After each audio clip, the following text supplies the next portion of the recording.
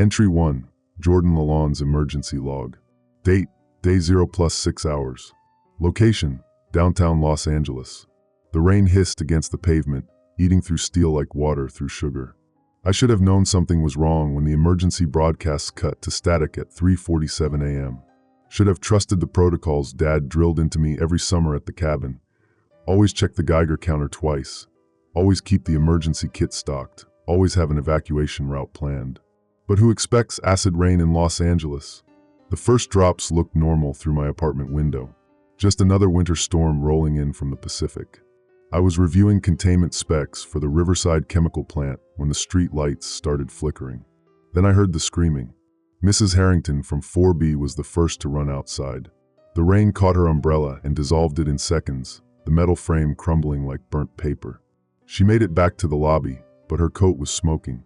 The fabric had holes eaten straight through to her skin underneath.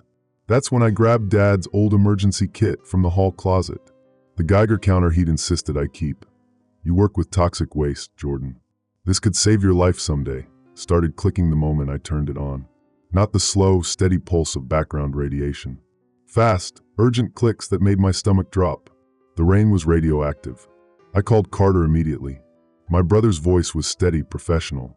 He'd been reinforcing the subway drainage systems all week, and something in his tone told me this wasn't his first emergency call today. Jordan, listen to me, he said, static crackling through the phone. Don't go outside. Whatever's coming down, it's not normal rain. I'm seeing concrete dissolving on Spring Street. The storm drains are backing up with some kind of chemical sludge. Through my window, I watched the rain pool in the intersection below. The asphalt was bubbling, steam rising where the water collected. A stray cat that had been sheltering under a car made a run for the alley. It didn't make it halfway before collapsing, its fur smoking. The Geiger counter's clicks were getting faster. I pulled out the emergency protocols Dad had written in his careful engineer's handwriting. Step 1. Assess the contamination type and source. Step 2. Secure immediate shelter. Step 3. Establish communication with local authorities. The familiar routine calmed my racing heart. Dad had been through 3 Mile Island as a young engineer. He knew what real disaster looked like, but the authorities weren't answering. The emergency services line went straight to a busy signal. The news stations had gone dark. Only the Geiger counter's relentless clicking filled the silence. I sealed the windows with plastic sheeting and duct tape, just like Dad taught me. The apartment building's ventilation system was already shut down. Someone else had been thinking ahead. But I could smell it seeping through the walls anyway. A sharp, chemical stench that burned the back of my throat and made my eyes water. The rain outside was falling harder now, drumming against the sealed windows with a sound like sizzling meat. I watched a delivery truck dissolve wheel by wheel, the metal frame sagging as the acid ate through the chassis.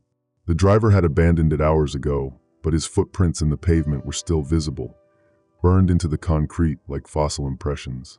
Carter called again at sunrise. Jordan, I need you to listen carefully.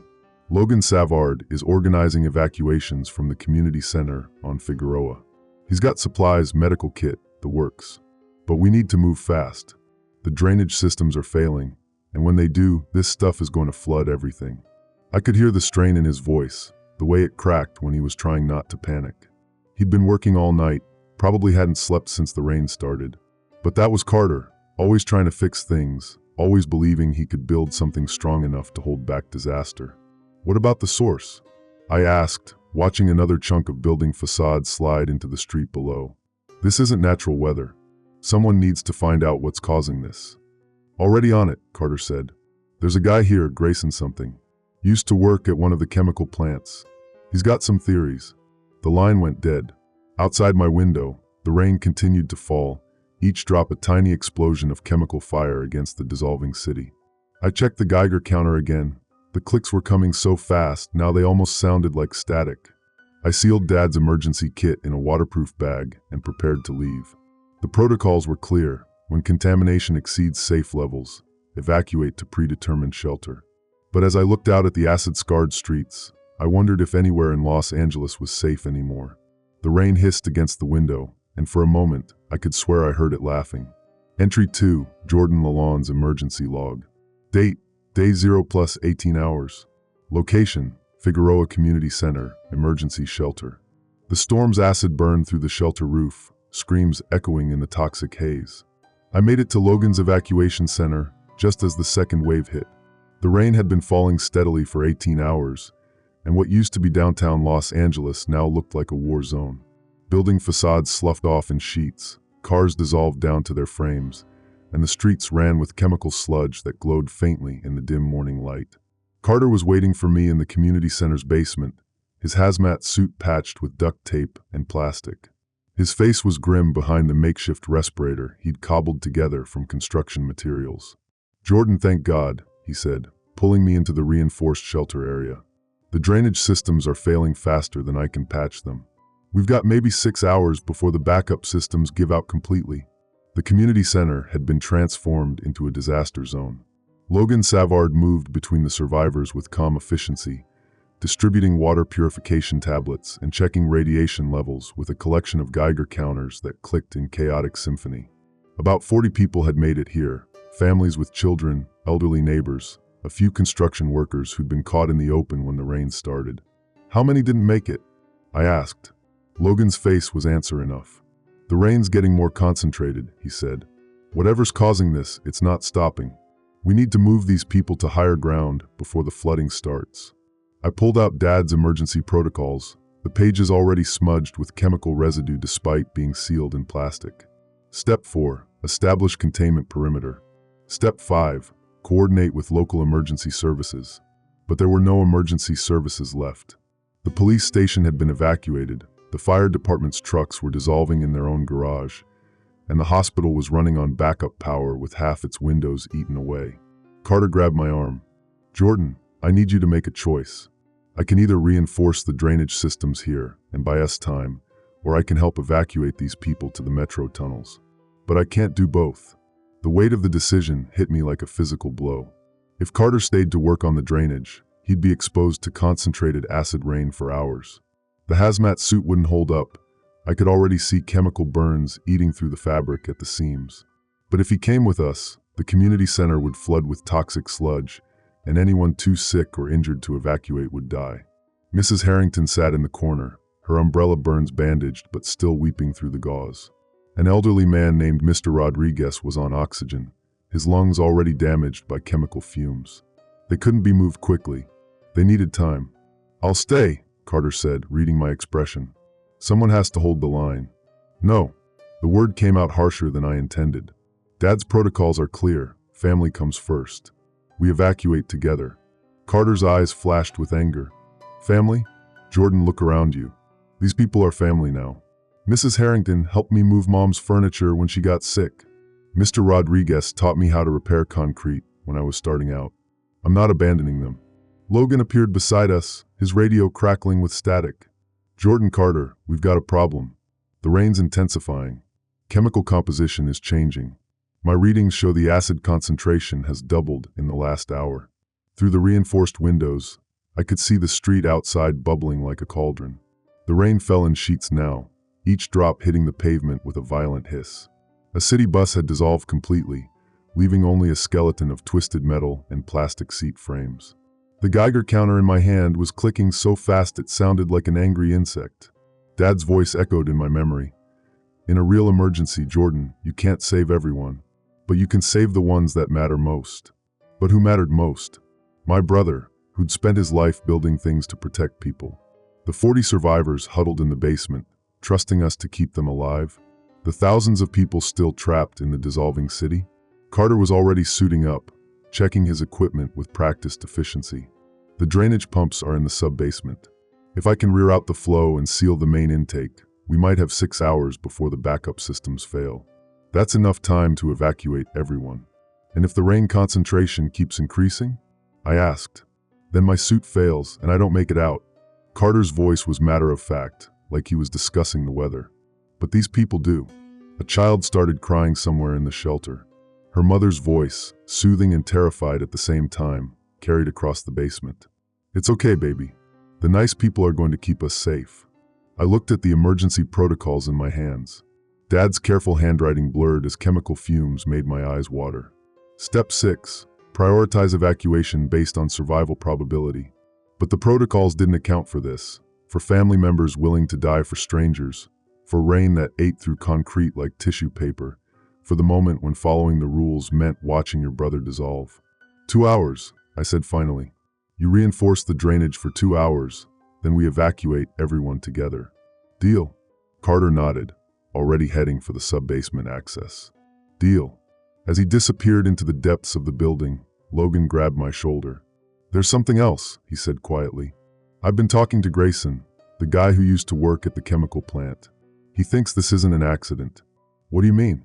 He means someone did this on purpose. Logan's voice was barely a whisper. And they're not done yet. Outside, the rain continued to fall, each drop a tiny explosion of chemical fire. The Geiger counter's clicks merged into a continuous buzz, and somewhere in the distance, I could hear the groan of buildings collapsing under the weight of their own dissolution. 2 hours. Carter had 2 hours to save 40 people, and I had 2 hours to figure out how to save my brother. The rain hissed against the windows, and the city continued to die. Entry 3, Jordan Lalonde's emergency log. Date, day 0 plus 24 hours. Location, Metro Tunnel access beneath Figueroa Street. The tunnel walls dissolved around us, claws scraping against melting concrete. Carter's 2 hours were up, but he wasn't answering his radio. The drainage pumps had been silent for the past 30 minutes, and toxic sludge was already seeping through the community center's foundation. Logan made the call. We had to move the survivors to the metro tunnels before the building became a death trap. That's when I met Grayson Couture properly for the first time. He was crouched over a briefcase of documents in the tunnel entrance, his face illuminated by the sickly green glow of emergency lighting.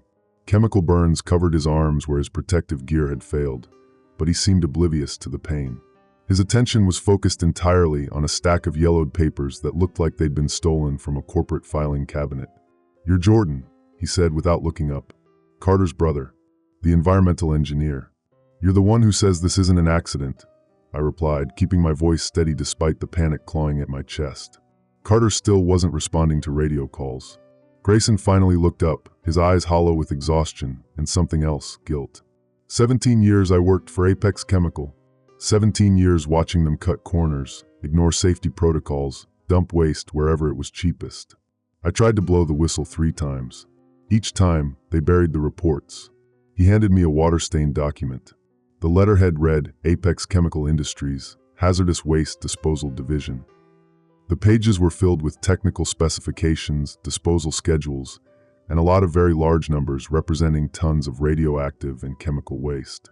"This is their disposal manifest from last month," Grayson continued. "They were supposed to transport this waste to a licensed facility in Nevada. Instead, they've been dumping it in the old subway tunnels beneath downtown for the past 6 months. My blood turned to ice. The subway tunnels we're about to evacuate 40 people into? The same ones." Grayson's voice was flat. "The rain isn't falling from the sky, Jordan. It's seeping up from below. The waste containers are failing, and when they do, the contamination is mixing with groundwater and venting through storm drains." A scream echoed from deeper in the tunnel. Logan's voice crackled over the radio. "Jordan, we've got a problem. The tunnel's flooded with some kind of chemical runoff, and there's something moving in the water." I grabbed my flashlight and ran toward the sound, Grayson close behind. The tunnel stretched ahead of us, ankle-deep in glowing sludge that hissed and bubbled where it touched the concrete walls. The smell was overwhelming, a mixture of industrial solvent and rotting meat that made my eyes water through the respirator. We found Logan and the survivors pressed against the far wall of the tunnel, their flashlights trained on something writhing in the contaminated water. At first, I thought it was debris, chunks of metal and plastic carried by the flood. Then I saw the teeth. They had been dogs once. Maybe strays that had been living in the tunnels when the waste started leaking. The radiation and chemical exposure had changed them into something else entirely. Their fur had fallen out in patches, replaced by weeping sores that glowed with the same sickly light as the water. Their limbs were elongated, joints swollen and twisted at impossible angles. But their eyes were still recognizably canine, filled with pain and confusion and mindless hunger. "Don't move," I whispered into the radio. "They're attracted to motion." One of the creatures lifted its head, sniffing the air. Chemical burns had eaten away half its face, exposing yellowed bone and blackened tissue. It took a step toward the survivors, its claws scraping against the dissolving concrete. Mrs. Harrington's granddaughter whimpered. The sound seemed to trigger something in the mutated pack. They moved as one, splashing through the toxic water toward the group of terrified survivors. I didn't think. I just acted. Dad's emergency protocols had covered a lot of scenarios, but radioactive zombie dogs wasn't one of them. I grabbed a piece of corroded rebar from the tunnel wall and charged into the water, yelling to draw their attention. The lead creature turned toward me, its jaws opening to reveal rows of needle-sharp teeth. The chemical burns on its face had fused the skin to the bone, creating a permanent rictus grin. It lunged, and I swung the rebar with everything I had. The impact sent vibrations up my arms, but the creature barely flinched. The rebar had passed through its body like it was made of rotten tissue, leaving a gaping hole that immediately began to seal itself with some kind of chemical secretion. The water! Grayson shouted from behind me. They're regenerating from the contamination. More creatures were emerging from the deeper tunnels, drawn by the sounds of struggle. Their glowing sores pulsed in unison, creating a strobe effect that made the tunnel walls seem to writhe and shift. Logan was herding the survivors toward the exit, but they were moving too slowly. The elderly, the injured, the children, they couldn't outrun these things. Not in water that was eating through their protective gear with every step.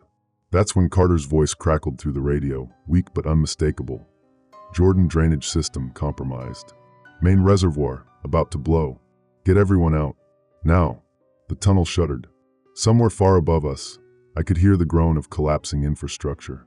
The community center's foundation was giving way, and when it did, millions of gallons of contaminated water would come rushing down these tunnels like a toxic tsunami. I looked at Grayson, then at the pack of mutated creatures blocking our path to safety. The waste containers, where exactly did they dump them? Junction Station, about half a mile that way. He pointed deeper into the tunnel, toward the heart of the contamination. But Jordan, we can't. We can't outrun them, I interrupted. And we can't fight them. But maybe we can stop the source. The creatures were advancing again, their claws scraping against the tunnel floor. Behind us, the survivors huddled together, their Geiger counters clicking in panicked rhythm. Ahead of us, the tunnel stretched into darkness, filled with toxic water and God knows what else. Carter's voice came through the radio one more time. Jordan, whatever you're going to do it fast. Foundation's failing. 5 minutes, maybe less. I looked at Dad's emergency protocols one more time. The pages were dissolving in my hands, the careful handwriting bleeding away in the chemical moisture. But I didn't need them anymore. I knew what had to be done. Logan, get everyone to the surface. Take the maintenance ladder near the entrance. What about you? I'm going to stop this. I handed him the radio. If I don't make it back, make sure people know what Apex Chemical did. Make sure they pay. Grayson grabbed my arm. I'm coming with you. This is my fault. I should have stopped them years ago. The tunnel shuddered again. Water was pouring through cracks in the ceiling now, carrying chunks of dissolved concrete and metal. The creatures were getting agitated, their movements becoming more erratic as the contamination levels spiked. We had minutes before the whole system collapsed. Minutes to reach the source, stop the leak, and somehow make it back alive. The creatures blocked our path, their glowing sores pulsing like malevolent hearts. Behind us, the survivors' voices faded as Logan led them toward whatever safety might still exist above ground. Grayson and I looked at each other, then at the toxic water stretching ahead of us. Ready? He asked. I thought about Carter, still trapped somewhere in the collapsing building above. About the 40 people trusting us to keep them alive. About Dad's voice echoing in my memory. Sometimes, Jordan, doing the right thing means walking into hell. Ready, I said.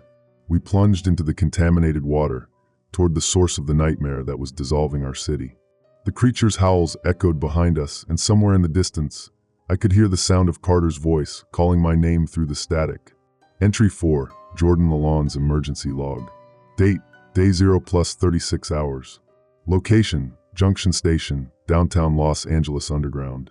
Logan's voice cut through the radio static as the acid storm consumed the skyline. The waste containers were worse than I'd imagined. Grayson and I had fought our way through half a mile of contaminated tunnel, dodging mutated creatures and dodging chunks of dissolving concrete. The Geiger counter on my belt had given up clicking. The radiation levels were beyond its capacity to measure. But nothing had prepared us for the sight that greeted us at Junction Station. Hundreds of barrels, maybe thousands, stacked floor to ceiling in what had once been a maintenance chamber beneath the city's heart. Most were leaking, their contents mixing into a toxic soup that glowed with sickly phosphorescence. The smell was indescribable, industrial solvents mixed with decay, with something else underneath that made my primitive brain scream run. "Jesus Christ," Grayson whispered, his voice muffled by the respirator. They didn't just dump a few containers. They turned the entire junction into a waste storage facility. The barrels were labeled in faded stencil: radioactive waste, class 7, corrosive chemicals, hydrofluoric acid, toxic biological matter.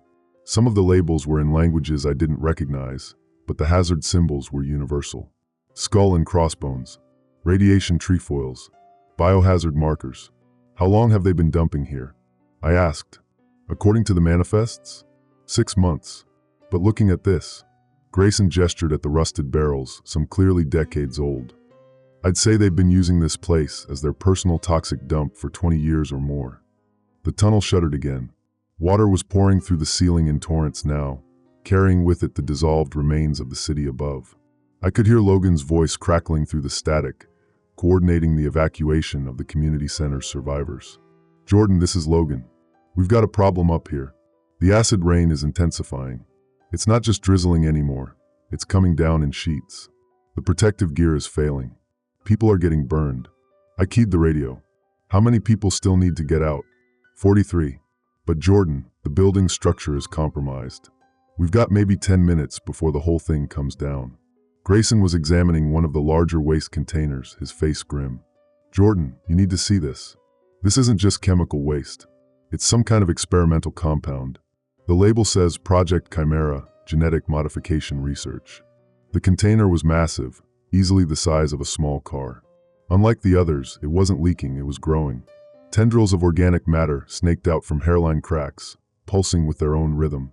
The surface of the metal was covered in what looked like veins, carrying glowing fluid from the container's interior to feeding nodes scattered throughout the chamber. That's what's creating the mutations, I realized. It's not just radiation and chemicals. It's some kind of biological agent that's spreading through the water system. The radio crackled again. Logan's voice was strained. "Jordan, we're running out of time. The acid is eating through the support beams. The whole building is going to collapse into the tunnel system." "How long?" 5 minutes. Maybe less. I looked at Grayson, then at the thousands of waste containers surrounding us. Even if we could somehow seal this chamber, there was too much contamination already in the system. The biological agent was spreading through the groundwater, the storm drains, the entire underground infrastructure of Los Angeles. "We can't stop it," Grayson said quietly. "There's too much. Even if we had a team of specialists and proper equipment, it would take weeks to properly contain this mess." That's when I heard the sound that made my blood freeze. Not the distant rumble of collapsing buildings or the splash of contaminated water.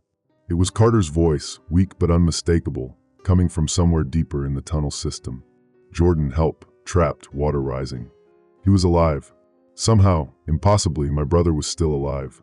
But he was trapped somewhere in the maze of flooding tunnels, and the water level was rising every minute. I looked at the radio, then at the massive waste container that was slowly spreading its biological contamination through the city's water supply. Logan needed me to help coordinate the evacuation. Carter needed me to find him before he drowned in toxic sludge. And the entire city needed someone to stop the spread of whatever nightmare apex chemical had unleashed. I couldn't do all three. "Jordan," Logan's voice was getting more desperate. "The support beams are buckling. We need to move these people now, but they're scared. They trust you. They need to hear your voice telling them it's going to be okay." I keyed the radio. "Logan, listen to me. You're going to have to lead them out without me." "What?" "Jordan, no. We need you up here. My brother is trapped down here. If I don't find him now, he's going to die. Jordan, 43 people are going to die if this building collapses while they're still inside." The radio fell silent. I could hear the sound of my own breathing, harsh and rapid inside the respirator. The Geiger counter's clicking had become a constant buzz. The water was rising around our ankles, carrying with it chunks of dissolved concrete and metal. Grayson grabbed my shoulder. "Jordan, you need to make a choice. The building is going to collapse whether you're up there or not. But if you stay down here, you might be able to find Carter and stop this contamination from spreading further." "Logan can get them out," I said, but my voice lacked conviction. "He's been coordinating evacuations since this started. He knows the protocols. But does he know the building's structure like you do? Does he know which routes are safe and which ones lead to dead ends? The radio crackled again. Logan's voice was tight with barely controlled panic. Jordan, please. Mrs. Harrington's granddaughter is asking for you. She's 8 years old, and she's scared, and she wants to know if her grandmother is going to be okay. What do I tell her? I closed my eyes, feeling the weight of every decision I'd made since the acid rain started falling. Dad's emergency protocols had prepared me for disaster, but they hadn't prepared me for this. Having to choose between family and community, between saving one person and saving dozens. Tell her, I said finally, that her grandmother is going to be okay. Tell her that you're going to get everyone out safely. Tell her that sometimes the right thing to do is trust the people around you to do their jobs. Jordan, Logan, you've been leading people since this started. You know the evacuation routes better than anyone. You know which shelters are safe and which ones are compromised. You don't need me to tell you how to save people. I could hear the emotion in his voice. But what if I make the wrong choice? What if I lead them into a trap? Then you'll adapt. You'll find another way. That's what leaders do. The tunnel shuddered again. Water was pouring through the ceiling in torrents now, carrying with it the dissolved remains of the community center's foundation. I could hear the groaning of metal, the crack of concrete, the sound of a building beginning its final collapse. Go, I said into the radio. Get them out. That's an order. Logan's voice was barely a whisper. Jordan, thank you. For everything. Thank me when everyone's safe. I handed the radio to Grayson. Make sure he gets them out. Make sure the world knows what Apex Chemical did here. Where are you going? To find my brother. I plunged deeper into the contaminated tunnel, following the sound of Carter's voice. Behind me, I could hear Logan's commands echoing through the radio static as he led the survivors toward whatever safety might still exist above ground. The water was chest deep now, carrying with it chunks of dissolving infrastructure and the glowing secretions of the biological agent. Somewhere ahead of me, Carter was trapped, waiting for rescue. Somewhere behind me, Logan was leading 43 people through a collapsing building, trusting in protocols and procedures that might not be enough. I had made my choice. Now I had to live with it. Carter's voice echoed through the tunnel. Jordan, hurry. Can't hold on much longer. The tunnel system stretched ahead of me, a maze of contaminated water and failing infrastructure. Behind me, I could hear the rumble of the community center's final collapse, the sound of tons of concrete and steel falling into the toxic depths below. Logan's voice crackled through Grayson's radio one last time. Everyone's out. Building's coming down. Jordan, I hope you find him. Then static. Then silence. I was alone in the dark, swimming through chemical waste toward the sound of my brother's voice, while above me, the city of Los Angeles dissolved in acid rain. Entry 5, Jordan Lalonde's emergency log. Date, Day 0 plus 48 hours. Location, Maintenance Access Tunnel, Sublevel 3. Carter's scream cut short as the acid found him, his tools clattering in the toxic sludge. I found him in the drainage control room, 3 levels down from Junction Station. The water was up to his chest, and he was holding onto a manual valve wheel with one hand, while trying to keep his radio above the surface with the other. His protective gear had failed hours ago. Chemical burns covered his arms and face, the skin blistered and weeping. Jordan, he gasped when he saw me. Thank God. I've been trying to shut off the main flow, but the valve's corroded. It won't budge. I waded through the contaminated water toward him, my heart breaking at the sight of what the chemicals had done to my little brother. The Carter I knew, the one who used to fix everything with a smile and a joke, was barely recognizable beneath the burns and radiation sickness. How long have you been down here? I asked, though I already knew the answer would be too long. Since the community center's foundation started cracking. I came down to manually shut off the water main, buy everyone time to evacuate. He coughed, specks of blood mixing with the toxic water. But the valve seized. The acid's eaten through the threading. I examined the valve mechanism. Carter was right. The metal was so corroded it looked like it had been carved from rotten wood. Decades of chemical exposure had turned the steel into something resembling diseased bone. But that wasn't the worst part. The worst part was the biological matter growing around the valve housing. The same pulsing, vein-like growths I'd seen on the waste containers in Junction Station. They were spreading through the entire drainage system, turning the city's infrastructure into some kind of living organism. Carter, we need to get you out of here. The contamination levels are off the charts. He shook his head weakly. Can't leave. If this valve fails completely, all the waste from Junction Station will flow directly into the main water treatment facility. That's 20 million gallons of contaminated water flowing into the Pacific Ocean. I looked at the Geiger counter on his belt. The display had gone dark. Either the battery had died or the radiation levels had fried the circuits. His skin was taking on a gray pallor that I recognized from my hazmat training. Acute radiation syndrome, advanced stage. Jordan, he said quietly, I need you to know something. This isn't just about corporate negligence. I've been monitoring the contamination spread for the past 2 days. The biological agent isn't just mutating the creatures in the tunnels, it's changing the entire ecosystem. He pulled out a waterproof case from his toolkit. Inside were water samples, each one labeled with a time and location. The progression was horrifying. The first sample, taken near the community center, showed minor chemical contamination. The last sample, taken from this very room, glowed with an organic phosphorescence that hurt to look at directly. The mutation rate is accelerating, Carter continued. Whatever Apex chemical dumped down here, it's not just waste. It's designed to spread, to evolve, to adapt to new environments. Designed? I felt a chill that had nothing to do with the toxic water. You mean this was intentional? I think so. Look at this. He handed me a corroded metal plate that had fallen from one of the waste containers. The stenciling was mostly eaten away, but I could still make out fragments. DARPA contract. Biological warfare. Classified. The implications hit me like a physical blow. This wasn't just corporate cost-cutting or environmental negligence. This was a weapons program. Apex Chemical had been developing biological weapons for the military, and they'd been using Los Angeles as their testing ground. Jesus, Carter. How long have you known? Since yesterday. I found similar plates throughout the tunnel system. Jordan, I think the accident was actually a field test. They wanted to see how the biological agent would spread in an urban environment. The radio crackled. Grayson's voice came through, weak but urgent. Jordan, if you can hear this, Logan made it out with the survivors. All 43 are safe. But we've got a bigger problem. The contamination is spreading beyond the immediate area. Reports are coming in from Santa Monica, Beverly Hills, even as far as Pasadena. I keyed the radio. Grayson, where are you? Surface level, coordinating with emergency services. Jordan, they're talking about evacuating the entire city. This isn't just a neighborhood disaster anymore, it's regional. Carter grabbed my arm. Jordan, you need to get this information to the authorities. The water samples, the container fragments, everything.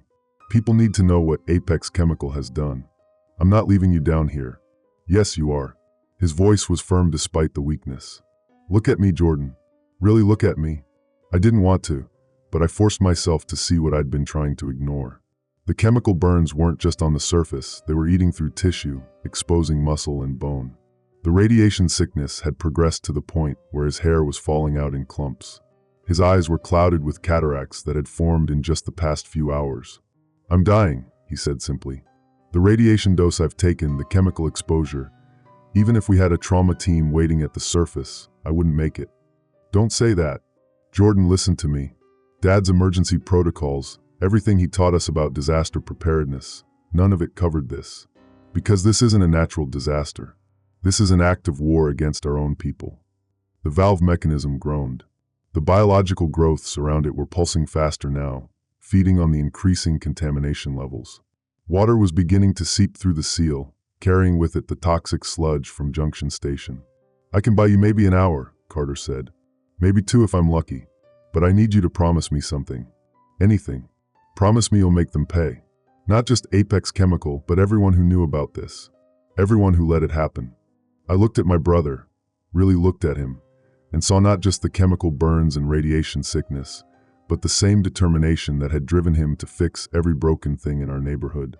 He wasn't just holding on to the valve to prevent a catastrophe. He was holding on to his purpose. I promise, I said. The radio crackled again. Grayson's voice. Jordan, I'm getting reports of similar contamination events in other cities. Houston, Phoenix, Seattle. This isn't isolated to Los Angeles. The scope of the disaster was becoming clear. Apex Chemical hadn't just been testing their biological weapons in one location. They'd been conducting a nationwide experiment. Los Angeles was just the first city to reach critical mass. Carter, I need to go. The evidence needs to get to the right people. I know. He smiled, and for a moment I saw the brother I'd grown up with. Jordan, tell Mom and Dad I'm sorry I couldn't fix this one. You are fixing it. You're buying time for millions of people. Get out of here. And Jordan, remember what Dad used to say about doing the right thing. I knew the quote. Sometimes the right thing means walking into hell, but sometimes it means walking away from hell so you can come back with help. I gathered the water samples and container fragments, sealing them in waterproof cases. The biological growths were spreading faster now, climbing the walls like veins in a living organism. The water level was rising, and I could hear the sound of failing infrastructure echoing through the tunnel system. I'll be back, I told Carter. No, you won't. And that's okay. Just make sure this evidence reaches the right people. Make sure the world knows what they did to us. I climbed toward the surface, leaving my brother alone in the toxic water, holding onto a corroded valve that was the only thing standing between containment and catastrophe.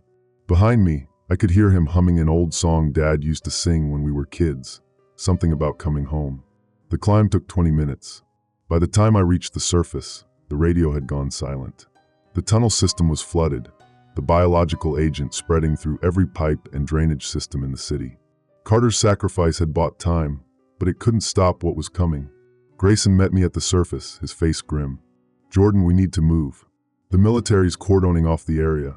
They're calling it a national security incident. They knew, I said, handing him the evidence. They knew what was down there, and they let it happen anyway. Then we make sure everyone else knows too. As we drove away from the contaminated zone, I looked back at the city I'd grown up in. The acid rain was still falling, but it looked different now, more systematic, more purposeful.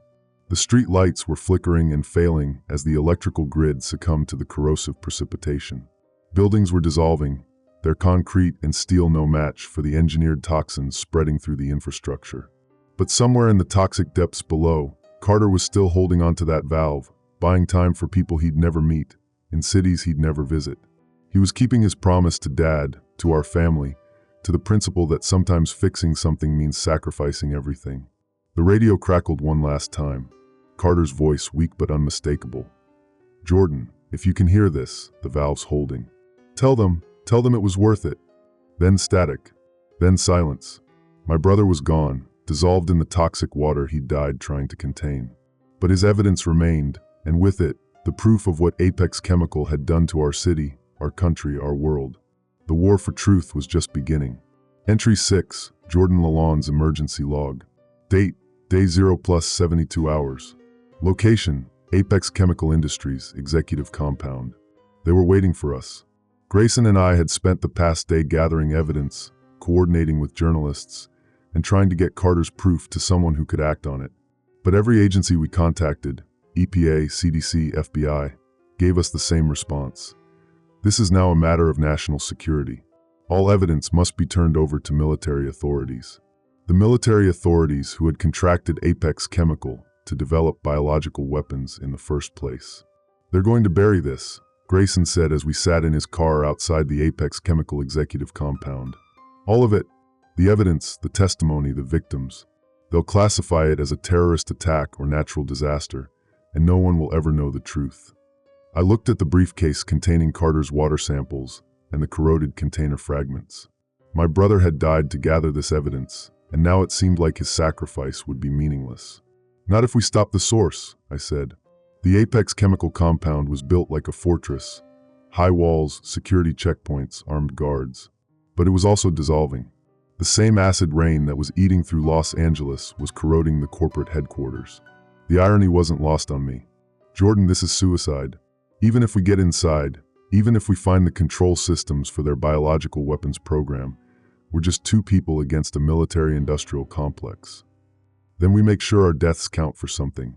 I pulled out the emergency protocols Dad had written, the pages now water-stained and partially dissolved. But the core message was still legible. When facing overwhelming odds, focus on the mission. One person doing the right thing can change everything. Besides, I added, we're not just two people. We're two people with nothing left to lose. The security checkpoint was unmanned. The guards had evacuated when the acid rain intensified. We drove through the gates into a compound that looked like a war zone. Corporate buildings were melting, their glass facades flowing like water. Executive parking lots were filled with abandoned luxury cars, their paint jobs stripped away by the corrosive precipitation. But the main laboratory building was still intact, protected by some kind of specialized coating that seemed to repel the acid rain. A sign by the entrance read, DARPA Project Chimera, authorized personnel only. That's it, Grayson said. That's where they've been developing the biological weapons. We parked near the entrance. The Geiger counter on my belt was clicking steadily. The radiation levels here were elevated but manageable. Someone had been containing the contamination, at least partially. The laboratory doors were electronic, but the power grid was failing. Grayson produced a crowbar from his toolkit, and we forced our way inside. The interior was a maze of sterile corridors and sealed chambers. Emergency lighting cast everything in a red glow that made the white walls look like they were bleeding. Most of the facility appeared to be automated, computer systems humming quietly, maintaining whatever experiments were still running. This way, Grayson said, leading me toward a chamber marked Biocontainment Level 4. His face was grim. If they're still running the program, this is where the control systems would be. The chamber was enormous, filled with rows of glass tanks containing what looked like organic matter suspended in glowing fluid. Each tank was labeled with a city name: Los Angeles, Houston, Phoenix, Seattle, Detroit, Miami. At least 24 cities total. Jesus, I whispered. They're not just testing this stuff. They're preparing to deploy it nationwide. At the center of the chamber was a control console with dozens of monitors showing real-time data from each city. Los Angeles was marked in red, active deployment. The other cities were marked in yellow, standby status. Grayson was studying the readouts. Jordan, look at this. The biological agent isn't just spreading randomly. It's following a programmed pattern. They're controlling the contamination remotely. I looked at the Los Angeles monitor. The data showed contamination levels throughout the city, with particular concentration in low-income neighborhoods and areas with large immigrant populations. This wasn't just a weapons test, it was targeted ethnic cleansing. We need to shut this down, I said. It's not that simple. Grayson was examining the control systems. This isn't just a single program. It's integrated into the entire infrastructure. Water treatment plants, agricultural systems, even the weather modification programs. They've been preparing for this for years.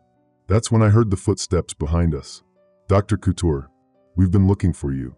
I turned to see a man in a military uniform, flanked by 2 armed soldiers. His rank insignia indicated he was a colonel, and his name tag read Bradley. Colonel Bradley, Grayson said. I should have known you'd be here. You should have stayed retired, Doctor. You were always too idealistic for this kind of work. This kind of work? I stepped forward. You mean genocide? Colonel Bradley smiled coldly. I mean national security. The United States faces threats from multiple directions: terrorist organizations, hostile nations, domestic insurgents. Project Chimera gives us the ability to neutralize those threats without conventional warfare. By poisoning entire cities? By selectively targeting problem populations. The biological agent can be programmed to affect specific genetic markers. We can eliminate threats while leaving loyal citizens untouched. I felt sick. This wasn't just about weapons development. It was about creating the infrastructure for systematic murder on a massive scale. You're insane, I said. I'm a patriot. Dr. Couture, you helped develop this technology. You know its potential. Instead of fighting us, you should be proud of what we've accomplished. Grayson was quietly working at the control console while Bradley monologued. I tried to keep the colonel's attention focused on me. What about the people who are dying right now? The children, the elderly, the innocent families? Acceptable losses. Every war has casualties. This isn't a war. This is mass murder. The distinction is academic. Grayson looked up from the console. Jordan, I can shut down the program, but it's going to take a few minutes. The system has multiple failsafes. Colonel Bradley raised his hand, and the soldiers aimed their weapons at us. Step away from the console, Doctor. I can't do that, Grayson said quietly. Too many people are dying. Then you'll join them. The gunshot echoed through the chamber. Grayson staggered, blood spreading across his chest, but he kept working at the console. Grayson! I lunged toward him, but one of the soldiers grabbed me. I'm okay, he gasped. Just need a few more seconds. Another gunshot.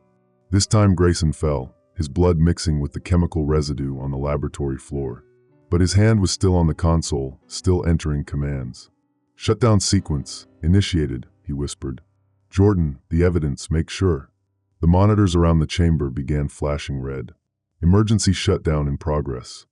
The tanks containing the biological agents began draining, their contents flowing into what I hoped were neutralization chambers. But it was too late for Grayson. The chemical burns on his arms, sustained during our investigation, had weakened him beyond recovery. The gunshot wounds were just the final blow. "You've accomplished nothing," Colonel Bradley said. "We can restart the program within hours. All you've done is delay the inevitable." "No," I said, pulling out the waterproof case containing Carter's evidence. "We've done something else." I threw the case at one of the tanks containing biological agents. The glass shattered, spilling the contents across the laboratory floor. The evidence scattered with it: water samples, container fragments, documentation of the weapons program. "What have you done?" Bradley demanded. "I've made sure the evidence survives. The biological agents will preserve it, carry it into the water system, spread it throughout the city. Every contaminated sample will contain proof of what you've done." It was a desperate gambit, but it was all I had. The biological agents were designed to spread and adapt. If they carried traces of the evidence with them, investigators would eventually find the proof they needed. Bradley raised his weapon. "Then you'll have to be eliminated as well." "Colonel," one of the soldiers said, "we need to evacuate. The facility's containment systems are failing." He was right. The emergency shutdown had damaged the laboratory's protective barriers.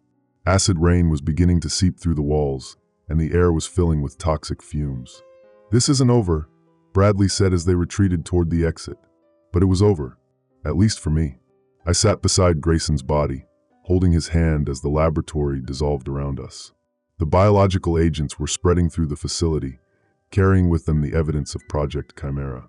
The contamination would reach the groundwater, the storm drains, the entire urban infrastructure.